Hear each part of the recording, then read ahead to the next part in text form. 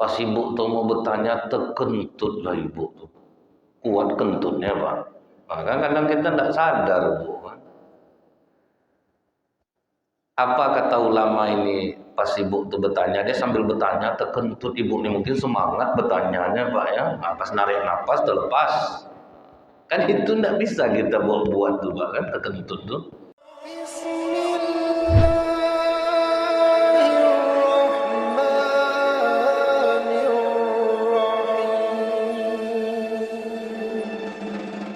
Bismillahirrahmanirrahim. Assalamualaikum warahmatullahi wabarakatuh. Innal hamdalillah nahmaduhu wa nasta'inu wa nastaghfiruh wa na'udzu billahi min shururi anfusina wa min sayyiati a'malina may yahdihillahu fala mudhillalah wa may yudlil fala hadiyalah. Asyhadu an la ilaha illallah wahdahu la syarikalah wa asyhadu anna Muhammadan abduhu wa rasuluh. Allahumma salli wa sallim wa barik ala hadzal nabiyil karim wa ala alihi wa sahbihi ajmain. Bapak-bapak pengurus masjid yang saya hormati, alim ulama, tokoh masyarakat, cerdik pandai, Bapak Ibu, orang tua yang saya muliakan, hadirin hadirat yang semoga kita semua senantiasa dirahmati oleh Allah. Tidak henti-hentinya kita selalu membacakan alhamdulillahirabbil alamin. Bersyukur kita kepada Allah atas segala nikmat yang Allah limpahkan, karena apabila kita mensyukuri musibah yang menghampiri kita, maka musibah itu akan bertukar menjadi kebaikan insyaallah. Jadi Profesor Dr. Masaru Emoto itu Bu, dicobanya Pak membuktikan bahwa kata-kata yang baik, bersyukur itu berpengaruh kepada kehidupan. Direndamnya beras, dikasihnya air.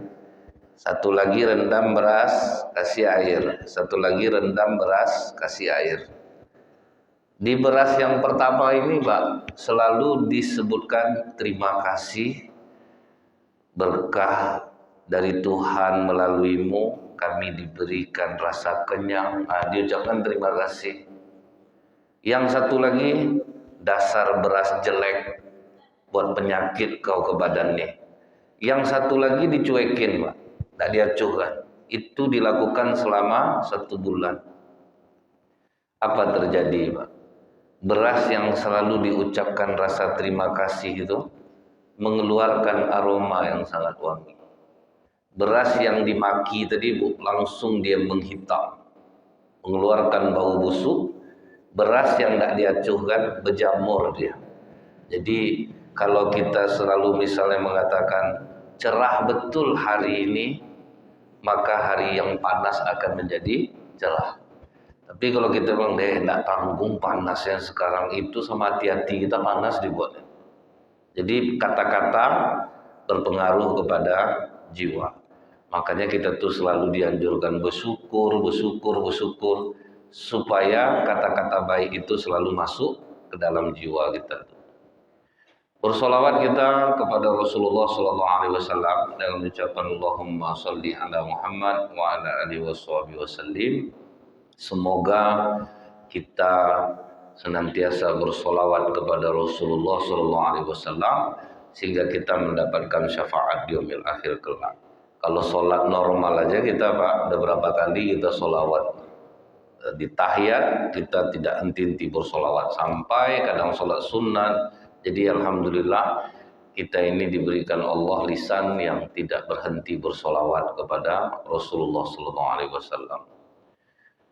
Bapak Ibu, kita tahu bahwa Rasulullah SAW ini diutus ke muka bumi ini untuk menyempurnakan akhlak. Sampai untuk hal-hal yang halus pun, Pak, itu Rasulullah sangat memperhatikan. Mungkin Bapak Ibu masih ingat dalam sebuah riwayat, Rasulullah itu pernah sedang duduk bersama sahabat. Ada perempuan yang mengantarkan jeruk sekantong lah tibanya Bu. Kita anggap isi jeruk sekilo itu 5 dan 6 biji itu. Ya Rasulullah, aku ingin memberimu jeruk. Diterima Rasulullah dengan senyuman. Makanlah ya Rasulullah. Ditunggunya lah di situ. Dia ingin nampak Rasulullah makan jeruk itu. Dibuka Rasulullah lah jeruk itu satu persatu dimakan. Dengan penuh kelezatan Rasulullah makan. Dia makan sama Rasulullah. Habis satu disambung balik oleh Rasulullah. Sampai waktu itu sahabat terkecil hati. Tidak pernah-pernahnya Rasulullah begini. Biasanya kalau untuk makanan seenak itu pasti didahulukannya sahabat daripada dirinya sendiri. Tapi kali ini dinikmati Rasulullah jeruk itu sendirian sampai habis. Senang hati perempuan yang ngasih ini, Bu, pergilah dia. Tidak lama sahabat berkata kepada Rasulullah, ya Rasulullah, kami minta maaf. Tidak pernah kau seperti ini. Biasanya apapun makanan, minuman kau selalu mendahulukan kami daripada dirimu sendiri. Tapi kok kali ini tidak, kau nikmati sendiri, habis jeruk itu kau buat. Kata Rasulullah, seluruh jeruk yang aku makan tadi itu asam semuanya. Aku takut kalau aku kasih ke kalian, nanti kalian merengut memakannya. Kalian memaki, rusak hati orang yang ngasih itu nanti. Makanya biarlah aku tanggung sendiri. Nah, itu akhlak Rasulullah tuh, Pak. Sempat ibu tuh kalau tidak terniat ngasih, jangan ngasih orang. Ah, pasti itu gitu tuh, Pak. Tuh sampailah nanti di masjid cerita tidak ada otaknya. Diantaranya jeruk ke rumah saya. Asam tak apalah maksud dia. Tersakit hati dia sama keluarga saya. Sampai mencret cucu saya dibuat. Nah, ada panjang tuh, Pak, cerita. Baik mana. Karena kita, Bu, tidak pernah tahu apa yang terjadi sebetulnya. Entah dia tidak tahu mana jeruk yang manis yang tidak. Pernah, Bu, ya, tukang jeruk ada 5 karung jeruknya, karung-karung penuh tuh, Pak. Dia jualan jeruk manis, Pak, manis. Dibeli orang 1 kilo, dibeli orang 2 kilo. Sampai di rumah kiranya asam, Pak. Balik. Bapak mau nipu ya. 1 kilo jeruk saya beli asam semuanya. Datang tukang jeruk ini bilang, Bapak 1 kilo baru saya 5 karung. Itu yang saya tanggung ya. Jadi kadang kita tuh tidak pernah tahu apa sebetulnya yang terjadi. Cuman kesalahan pedagang ini dia tahu tapi dia tidak memberitahu. Kalau Abdurrahman bin Auf dulu, Bu, pernah dia beli kurma busuk, Pak.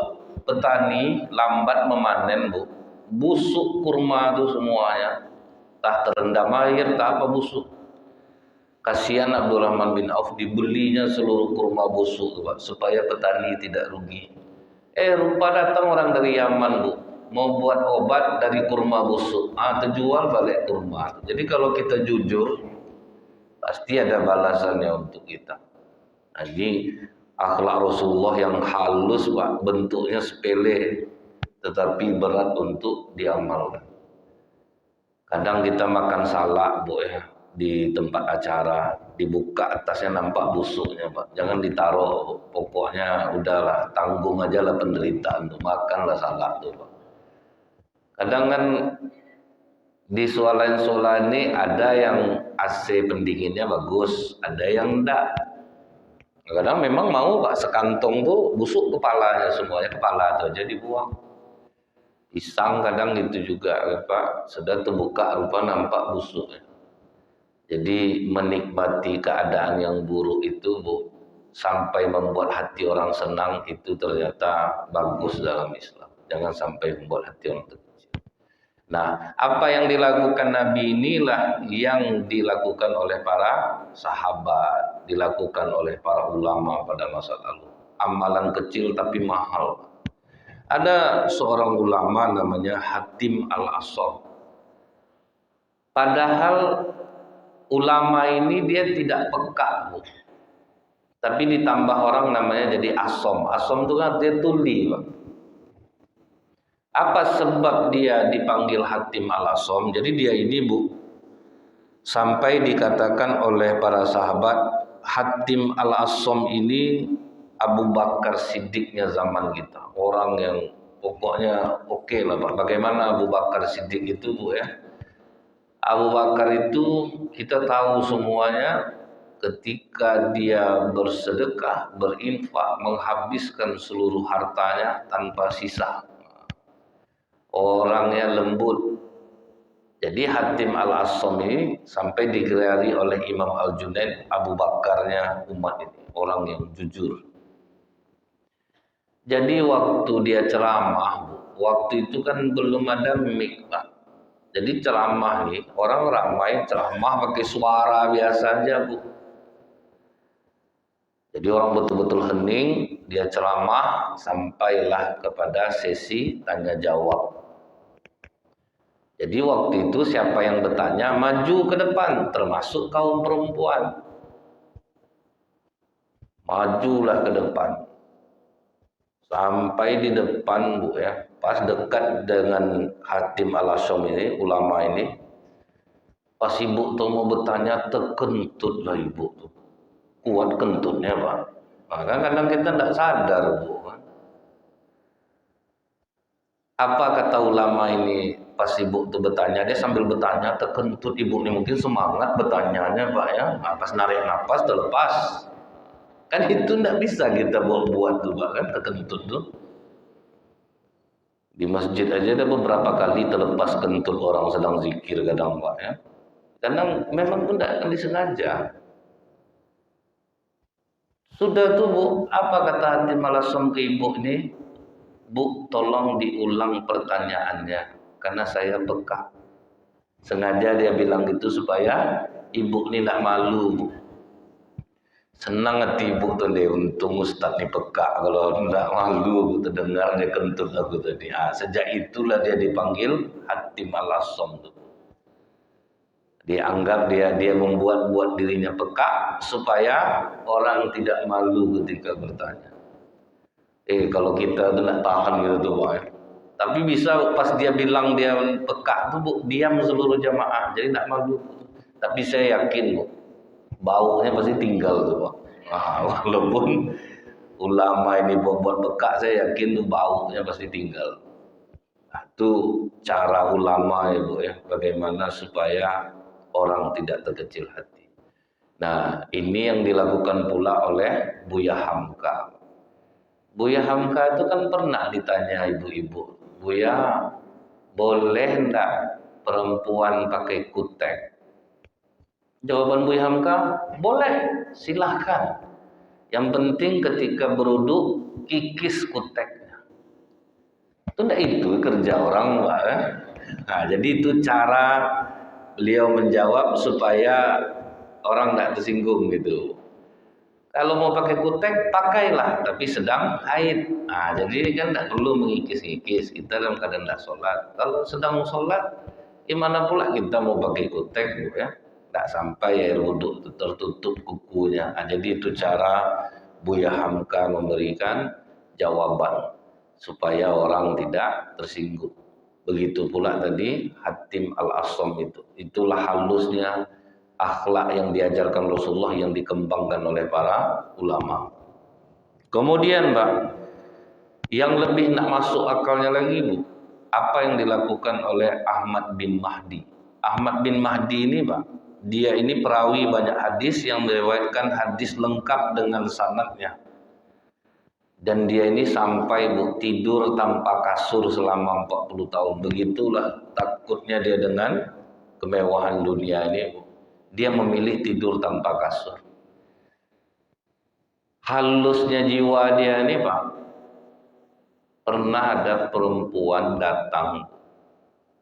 Apa kata perempuan ini? Saya sudah melakukan kekhilafan yang sangat besar. Saat ini saya sedang hamil. Nah hebatnya tidak mau ditanyanya siapa yang menghamilimu. Dia tidak mau nanti orang beralasan. Dia tidak mau nanti orang membuat-buat supaya bisa dipercaya. Nah, jadi tidak ingin dia orang berbohong. Nah, itulah ulama itu Bu ya. Jadi misalnya nih orang minjam duit sama ibu. Bu, pinjam duit 100 Bu, bayar uang sekolah anak saya. Kalau ada langsung kasih, kalau enggak uang sekolah apa? Jangan begitu kan Pak, berbohong orang nanti jadinya Bu. Manalah sekarang nih pada bayar-bayar uang sekolah, nah, akan berbohong orang nanti jadinya Pak. Itu Bu ya, betul-betul dibatasi oleh para ulama itu. Jangan sampai pertanyaan kita membuat orang berbohong.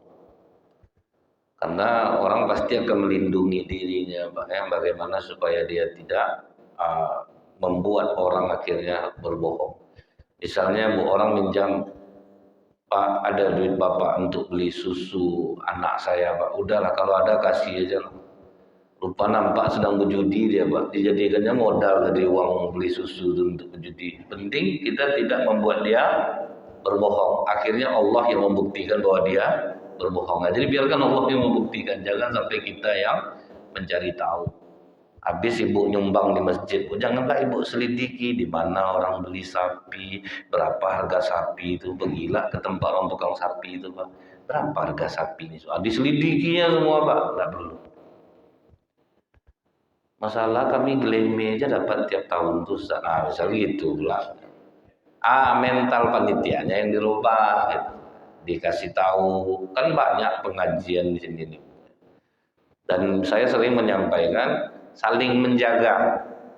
Jamaah ikhlas berkurban, panitia ikhlas memberi. Ikhlas memberi itu Bu, dalam hadis kata Rasulullah, sepertiga daging kurban itu boleh kalian makan, sepertiga boleh disimpan, sepertiga boleh disedekahkan.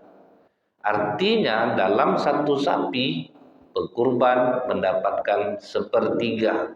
Kalau 70 kilo daging dalam satu sapi, berarti orang yang berkurban dapat 21 kilo. 21 kilo bagi 7 dapat daging tok seharusnya 3 kilo. Cuman tidak pernah lah rupanya Pak, orang yang berkurban dapat 3 kilo nih Bu. Ada dapat 1,5 kilo tulang aja isinya yang besar dalam. Itu pula. Kalau dulu betul-betul baik-baik Bu, panitia kurban ini betul-betul 3 kilo dapat Pak, itu satu orang berkurban dapat 3 kilo. Yang lebihnya tuh udah baik orang yang berkurban, ambillah, bagilah. Sebetulnya kalau dibagi baik-baik Pak, dapat segitu tuh. Cuman tak apa penyebabnya, jadi sedikit-sedikit kadang orang berkurban dapat. Tapi tidak perlu pula diselidiki Bu. Ditimbanglah balik di rumah, coba keluarkan tulangnya Bu, berapa sebetulnya sih? Itu yang membuat payah jadinya. Jadi kalau misalnya seperti itu keadaan, sudahlah.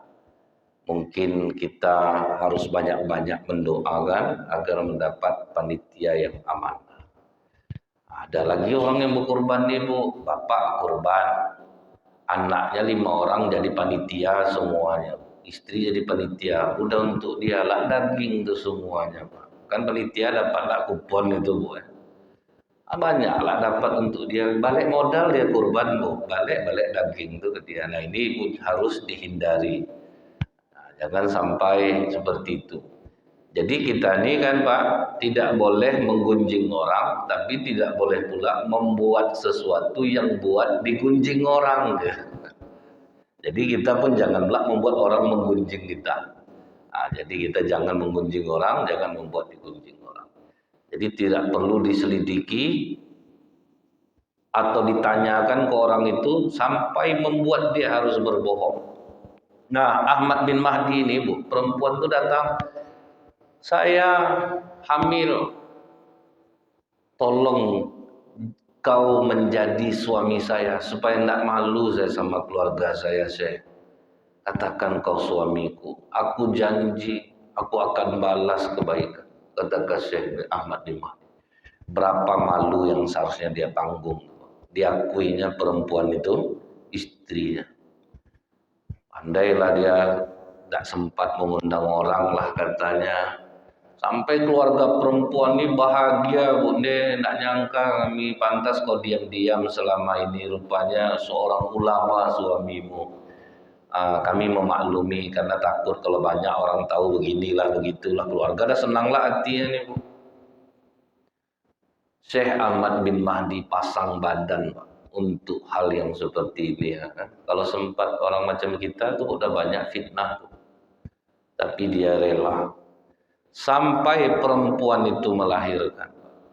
Setelah perempuan itu melahirkan, baru kata perempuan nih, sampaikan kepada orang bahwa kau telah menceraikan aku. Baru disampaikan oleh Syekh Ahmad bin Mahdi bahwa saya telah menalak istri saya.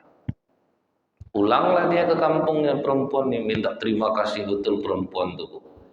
Diceritakannya ke keluarganya, ya kami ada masalah makanya aku diceraikannya. Dan itu disimpan oleh Syekh Ahmad bin Mahdi. Dan hebatnya apa Bu? Tiap bulan dia mengirim uang untuk anak itu. Padahal tidak anak dia Pak. Padahal perempuan itu sudah selesai minta tolongnya. Tapi dia tahu perempuan itu punya anak, tiap bulan dia mengirimnya uang. Dikirimkannya uang, rupanya sampai anak itu tidak panjang umurnya, meninggallah dia. Datang orang bilang, kan berarti status itu anak haram.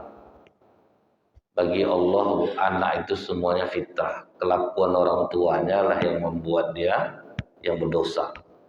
Jadi dosa itu menyambung jadinya. Kalau anak kita bilang, itu anak haram itu. Sementara anak dia kan tak tahu menahu dia, kan? Dia tak berdosa. Cuman telah pendek umur anak ini, meninggal dia.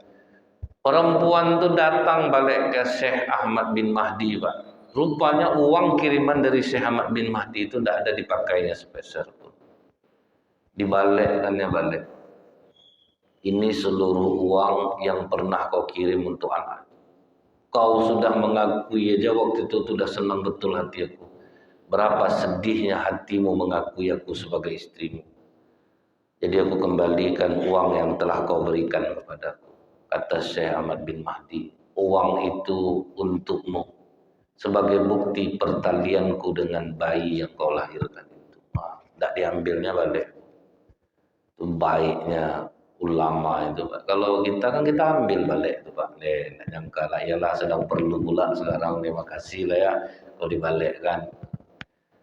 Jadi para ulama itu rela pasang badan, tidak mau menganggap orang buruk. Bahkan ada seorang ulama Bu ya, ketika ditanya oleh masyarakat, Ustadz, apa amalan Ustadz yang paling ikhlas rasanya sebagai bukti nanti di sisi Allah? Apa amalan yang paling Ustadz andalkan? Jawaban Ustadznya apa Bu? Menikahi istri yang tidak saya cintai selama 15 tahun sampai dia wafat. Bukan sholatnya diandalkan ya Pak, bukan sedekahnya, bukan zikir. Rasanya itulah pengorbanan saya yang paling berat katanya. Sebab apa Bu? Dia sedang ceramah. Rupanya jatuh cinta jamaah sama dia. Jamaah ini tertutup, bercadar. Kan pada masa lalu itu kan orang bercadar kalau apa ini Bu ya, mengaji waktu itu. Jadi perempuan ini mendesak Ustadz nih Bu, nikahilah saya Ustadz. Saya janji akan menjadi istri yang berbakti. Saya pokoknya akan mengabdi sama Ustadz. Lupa Bu, dalam Islam ini kan kalau perempuan bercadar nanti ada namanya tahap nazar. Tahap nazar itu perempuan tuh boleh membuka kepalanya. Jadi kalau misalnya rasanya perempuan ini ditanya mau enggak sama laki-laki nih, mau, baru tahap nazar. Jadi disaksikan keluarga perempuan, dibukanya nanti boleh laki-laki ini menengok. Kalau dia mau teruskan silahkan, kalau tidak masalah. Karena walau bagaimanapun ya Bu ya, wajah, kecantikan wajah, ketampanan wajah itu mempengaruhi rasa di dalam hati pasangan. Gimana pula enggak, misalnya ada ibu-ibu bilang kalau kami ini Ustaz enggak perlu suami itu ganteng. Yang penting dia soleh, enggak ada tuh Pak. Tersiksa ibu itu yakin saya. Gimana pula Bu ya? Karena fitrah manusia itu pasti suka perempuan dengan laki-laki ganteng, laki-laki pasti dengan perempuan cantik, itu pasti. Kenapa kita bilang pasti? Anak Nabi Adam bertengkar gara-gara memperebutkan yang cantik. Karena anak Nabi Adam tuh yang perempuan yang pertama lahir kan 20 pasang semua anak Nabi Adam. Yang terkenal itu kan 4 yang pertama, Bu. Qabil kembarannya Iklimah. Habil kembarannya Labuda. Iklimah cantik, Labuda jelek. Makanya Qabil sakit hati dia, Bu. Kenapa dia dinikahkan dengan Labuda? Artinya kan dari tahun itu tuh laki-laki itu cenderung kepada perempuan cantik. Tidak mungkin enggak. Waktu itu saya pernah nengok, Bu, orang nikah di pelaminan, perempuannya ngadap ke situ, Pak. Laki-lakinya ngadap ke sini. Memang beda jauh, Bu. Ah, ini pasti dijodohkan nih, kata saya nih. Saya yakin perempuan ini tidak mau nih ya, cuman laki-laki ini memang orang hebat gitu, Bu, kan. Payah lama waktunya tuh, Pak, untuk menyesuaikan. Lama waktunya untuk menyesuaikan. Kalaupun jadi masalahnya besar. Ada, Bu, ya, perempuan ini cantik, laki-lakinya biasa, jadi pembantu suaminya tuh, Pak. Disuruh nyuci, Bu, nyetrika, nyapu rumah, ke pasar, azab suaminya, Pak. Dan suaminya ini mau dengan ikhlas karena dia tahu saya ini jelek, Ustaz. Istri saya cantik, memang payah saya mendapatkan. Tapi bapak terasa enggak kira-kira? Nah, itulah bahayanya, kata saya. Karena dia kaya raya, Pak. Jadi dapatlah dia menaklukkan perempuan cantik. Dia tidak tahu dia akan tersiksa jadinya. Dan perempuan itu pun tersiksa. Namanya kita tidak mencintai itu, Pak, tentu cari gara-gara, menampakkan benci. Jadi waktu suaminya meninggal dia nanya sama saya, gimana cara menghapus dosa-dosa saya, Ustaz? Saya memang tidak mencintai. Di situ saya tahu hati-hati soal wajah nih. Kalau tidak suka jangan diteruskan. Dia karena diteruskan padahal anak udah kuliah, Bu. Lupa tidak ada rasa cinta di hatinya. Jadi saya ini melawan terus sama dia, Ustaz. Banyak-banyak minta ampun sama Allah, ya, Bu. Saya pun tidak menyalahkan Ibu karena ini pernah terjadi di zaman Rasulullah antara Zaid bin Sabit dan Zainab binti Jahsh. Zaid ini mantan budak, anak angkat Rasulullah. Zainab bangsawan. Karena Zainab ini hormat sama Rasulullah, disuruh Rasulullah, nikahlah kau dengan Zaid. Akhirnya tetap nikah 10 tahun berantem, Bu. Jadi memang tidak bisa dibohongi. Jadi kalau ibu-ibu yang udah terlanjur, lanjut aja lah, Bu. Janganlah ibu gantilah. Udahlah, anggap aja itu jadi amalan ibu bertahan dengan laki-laki yang tidak ibu cintai. Bapak-bapak itu juga, janganlah dijadikan dalil bahasa saya ini. Betul kata Ustaz. Pulang subuh nih nanti aku sampaikan ke istri aku. Mana tahu masih sempat untuk mengganti ya, janganlah, Pak. Udahlah, nikmati aja lah hidup itu lagi. Nah, inilah Syekh Ahmad bin Mahdi ini, Bu. Dia tetap kasih dinar itu kepada perempuan ini. Ini amalan berat. Jadi memang, Pak, ya, Islam ini makin dalam, makin lembut ya, Bu. Makin bisa menghargai orang. Ada sopir dimaki-maki orang dia di jalan, Bu. Dilambainya tangannya sambil tersenyum, Pak. Akhirnya orang itu pergi. Ditanya sama penumpangnya, Bapak, dimaki-maki orang itu padahal bapak tidak salah, dia yang salah ngerem mendadak. Kenapa bapak senyum? Apa dia bilang? Manusia ini seperti truk sampah, banyak yang masuk keburukan di dalam dirinya, stres, masalah anak, masalah ekonomi. Jadi dia butuh tempat untuk memuntahkannya. Kebetulan saya, jadi dia mau buang sampahnya ke saya. Ya kenapa saya mesti marah? Karena memang beban manusia ini masing-masing beda-beda. Itu bagus tuh kalau ngerti soal itu. Kemudian lagi ada sahabat Rasulullah namanya Fairuz al-Dailami. Dia ini raja, diangkat jadi raja di Yaman. Jadi waktu zaman kekhalifahan Umar bin Khattab itu khalifah tertinggi memang Umar. Tapi yang raja tetap ada, Pak. Itu diangkat juga oleh khalifah.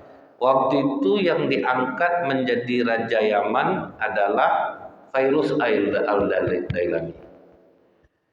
Dia sedang jadi raja tuh, Bu. Datang surat Umar bin Khattab. Agak kuat surat Umar bin Khattab waktu itu. Kau ini udah asik makan otak dan madu. Itu isi surat Umar. Maksudnya itu, Bu, makan otak dan madu tuh. Sudah enak hidup kau jadi raja, sudah senang-senang kau. Tuh, jadi kalau udah pakai kata-kata kau enak makan otak dan madu tuh udah dalam tuh Pak. Nampaknya kau sudah hidup bahagia. Begitu surat ini kau terima, kau langsung menemui aku. Nah itulah Fairuz Al-Dalami ini. Walaupun dia seorang raja, tapi dia sangat tunduk kepada Khalifah Umar bin Khattab. Ini membuktikan apa Bu? Begitulah Islam ini mengajarkan. Hebat betul kita harus hormat kepada pemimpin. Tidak boleh kita Bu ya memaki, merendahkan, menghina pemimpin. Walaupun dia raja, berangkat dia Pak, pakai kuda, bawa bekal. Apa kata Umar? Kau akan aku utus pergi berperang. Mau Pak, ada raja. Kalau kita kan ego kita ini kan tinggi. Misalnya kalau udah banyak aja nyumbang ke masjid Pak tuh gotong royong nggak mau lagi itu Pak. Biasanya lah nih Bu ya. Orang pun tahu pula nggak mau bawa dia gotong royong, dia donatur.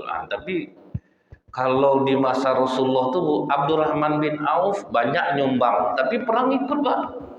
Utsman bin Affan banyak nyumbang, tapi perang ikut. Nah ini pula yang diajarkan oleh Rasulullah SAW. Waktu perang Rasulullah juga berada di medan perang. Nah begitu juga nih Bu Fairuz ini walaupun dia raja Pak, dapat surat dari Khalifah Umar langsung berangkat. Begitu sampai di Madinah ikut pula dia ngantri Pak. Orang karena ramai kan Bu, nama ketemu presiden Pak, ikutlah dia ngantri. Pas giliran dia Bu, tahu-tahu dipotong oleh orang Pak, langsung masuk orang. Bangkit ego rajanya Pak. Dilepuknya orang tuh langsung Bu, ditinjunya Pak. Berdarah kepala orang tuh. Pas dia meninju tuh kepala orang tuh masuk ke kantor Khalifah Umar. Nampak oleh Khalifah Umar, kenapa berdarah kepalamu? Fairuz Al-Dalami memukulku Khalifah. Dipanggil dia masuk. Apa kata Khalifah Umar? Kenapa kau pukul dia? Khalifah, aku ini raja di Yaman, duduk di tahta, tapi aku sangat hormat kepadamu. Ketika menerima suratmu, aku tidak pikir panjang, aku langsung bersiap-siap dan berangkat dari Yaman kemari. Aku udah duduk lama menunggu, giliran aku masuk dipotong sama dia. Bangkit emosi, pukul dia. Itulah bangkit ego tuh kadang Pak. Jadi kadang iman kita ini memang turun naik. Kadang di jalan dipotong orang, adem kita. Kadang dipotong orang, sakit hati kita. Maju terus Pak, sempitkan jalannya, memotong-motong aja kerjanya. Itu bangkit kalau iman sedang lemah. Apa kata Khalifah Umar Bu? Kisos. Tidak ada cerita Bu, raja kisos. Kata Fairuz, haruskah aku dikisos Khalifah? Kan dia yang salah. Tidak ada. Kau memukul dia, kau yang salah. Tidak diterima alasannya Bu. Jadi orang Islam ini tidak bisa beralasan yang sepele-sepele membenarkan tindakan yang salah. Hilang helm di Ramayana, diambil ibu nih helm orang. Ngapa ibu ambil, kata kawannya? Ya helm aku dicuri orang pula, tuh ambillah helm orang, payahlah aku pulang. Kan itu kan membenarkan sesuatu yang salah. Hilang sendal di masjid, dibawa sendal orang, matilah situ. Dari aku sendal aku hilang. Sering orang seperti itu. Anak kecil waktu itu saya tanya, kenapa kamu mencuri? Kan kedai orang Cina Ustaz. Apa? Jadi dianggapnya mencuri dari orang Cina itu boleh ya. Itu yang jadi masalah tuh. Ajaran anak kecil ini kan akhirnya berkembang Pak. Sampai teroris itu menganggap merampok non muslim halal. Itu yang bahaya itu jadinya Bu. Akhirnya dia merampok itu dianggapnya halal. Asal jangan orang Islam. Itulah prinsipnya. Cuman yang saya dengar baru-baru ini kalau pesantren Al-Zaitun caranya itu mantap Pak. Bagaimana dia tidak banyak duit Bu. Nunggu di ATM, nunggu di apa, diajaknya orang nyumbang, dikasihnya perempuan-perempuan cantik. Kan itu pengakuan di TV kemarin. Makanya dia tuh kuat dananya tuh Bu. Dia rayu orang untuk menyumbang, dia apa, biar pokoknya lakukan segala cara, kecantikan apa majukan. Kalau perempuan cantik berjilbab, dia Bapak mau nyumbang apa enggak? Sampai katanya Bu, dalam 1 bulan bisa mereka dapat 10 miliar. Apa enggak banyak jadinya. Kuat Al Zaitun tuh, walaupun udah tahu salah sampai sekarang ini belum ada titik terang lagi Pak. Kan? Padahal udah banyak yang buka tuh Bu, mantan-mantan yang berada di situ tuh udah membuka semuanya. Mereka menganggap tidak masalah, tindakan kita ini benar, yang penting untuk kelompok kita. Lakukan segala cara. Nah, itu yang bahaya. Nah, virus tidak diterima oleh khalifah, alasannya kisos. Kenapa harus dikisos khalifah? Karena kau memukul dia dan kau harus dipukul. Apa yang dilakukan virus Bu? Langsung duduk dia berlutut, diangkatnya kepala. Tapi sebelum anak muda ini memukul, Pak, apa kata Umar? Wahai anak muda, Rasulullah pernah berkata tentang virus ini. Apa kata Rasulullah? Al-Aswad al-Ansi al-Kazab, Nabi palsu telah dibunuh, dan yang membunuhnya seorang orang soleh yang bernama Virus Aidalami.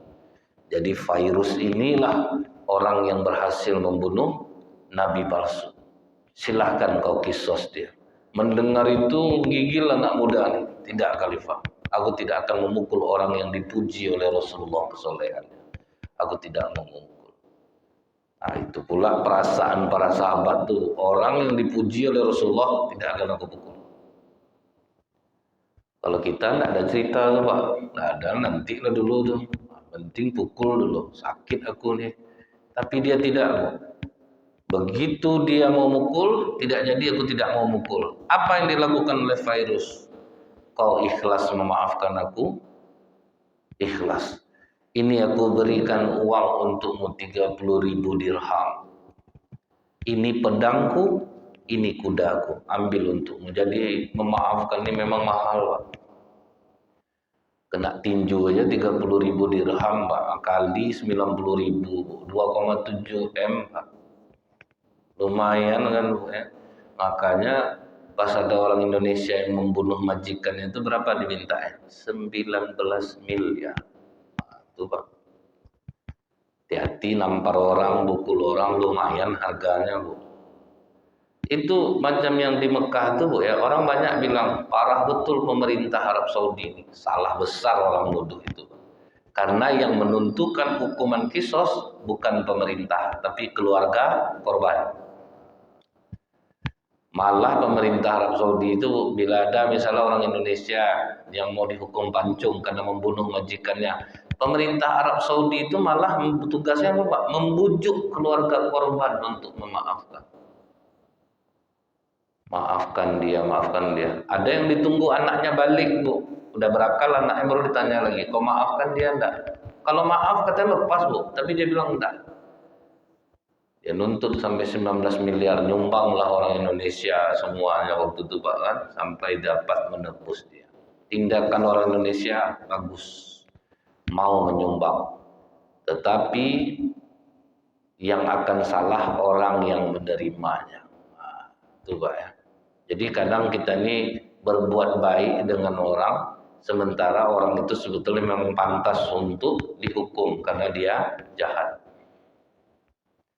Kalau orang jahat dia harus menanggungnya. Kan banyak orang nyesal Pak. Balik dia ke Indonesia, dapat duit, dapat modal usaha. Apa yang terjadi Bu? Lain sombongnya Pak. Sampai orang bilang sebetulnya bagus dia ini mati dulu lagi. Duit udah banyak terima Bu. Untuk menebus dia aja 19 M. Sudah itu dapatlah dia pulang, diperlakukan orang dengan baik. Rupanya soklah gayanya Pak. Menyesal orang menyumbang. Sudah dibantu dia soklah gaya. Itu yang pernah terjadi Bu. Ya, makanya kadang orang kalau jahat dihukum tuh kadang memang ada pantasnya gitu Pak. Kenapa hukum Islam itu menetapkan seperti itu tuh? Supaya orang menghargai hidup orang lain, supaya dia tahu dengan kesalahan dia. Jadi ada yang memang pantas dihukum, ada yang tidak. Kemudian Bu, ada perempuan soleh di masa lalu namanya Ummu Muhammad Al-Qabilah. Ummu Muhammad ini Bu, dia ini menyediakan jasa gratis bersalin karena dia punya ilmu itu Pak, kebidanan.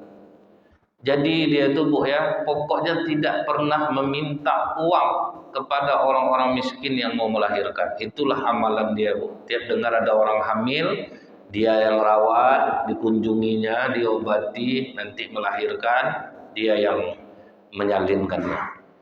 Sampai suatu hari Bu, Ummu Muhammad ini dipanggil oleh seorang perempuan miskin. Sampai di rumah, ditanya oleh Ummu Muhammad ini, Bu, siapa perempuan itu sampai nyaris tidak ada baju untuk menutupi tubuhnya, Bu. Dia hamil tapi tidak bisa karena saking miskinnya. Kata Ummu Muhammad, kenapa dia dibiarkan seperti itu? Kami ini miskin, suaminya udah lama tidak pulang karena berperang, tidak tentu sekarang kabarnya apakah dia masih hidup atau sudah mati. Jadi kami ini betul-betul kekurangan. Sejak itulah Pak, Ummu Muhammad terus datang memantaunya. Sampai dia melahirkan dikasih bajunya, dikasih makanan. Pokoknya dirawatnya betul Pak. Itulah amalan dia itu. Tidak tahunya suami perempuan itu masih hidup Pak. Pulang rupanya banyak dapat pembagian harta rampasan perang. Ditanyanya bagaimana ceritanya, Ummu Muhammad inilah yang menolong anak kau atau segala macam. Datanglah laki-laki itu memanggil Ummu Muhammad. Atas kebaikanmu selama ini, aku sekarang sudah pulang. Aku akan ganti seluruh biaya persalinan istriku. Silakan terima. Apa jawaban Ummu Muhammad ini?